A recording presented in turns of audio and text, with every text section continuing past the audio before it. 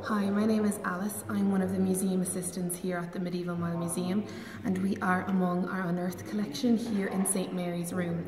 And keeping in with the theme this month of personal adornment and treasures, I'm going to show you one of our little treasures here in this case. So, if you look closely, this is our lovely little Scottish pebble brooch, and it's made of silver and various indigenous stones to Scotland, so bloodstone and other agates.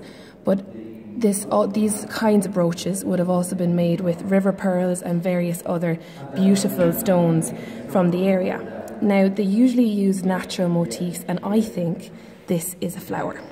And I think each stone represents a petal, and between that you can see beautifully engraved silver that are maybe leaves. I don't know, I'm only speculating with this now, but this particular one is beautiful for all the different colours. And if you can imagine, they used to precisely cut these stones, which they called pebbles, and put them really close to each other, and they create a mosaic effect. And this effect, they could also make a tartan effect, so it would look like Scottish tartan.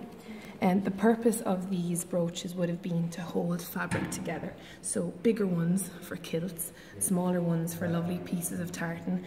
Very similar to our Tara brooch here in Ireland. And this was a tradition that went back centuries. But this one was made in the 20th century. No, sorry, 19th century.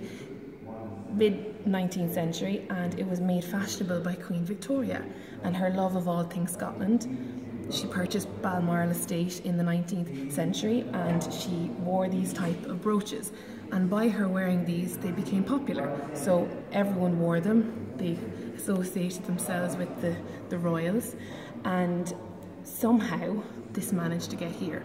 We don't know how it got here. Maybe a Scottish woman was visiting her cousin and decided to come into this church and dropped it on the floor. Maybe it was gifted to a Kilkenny person.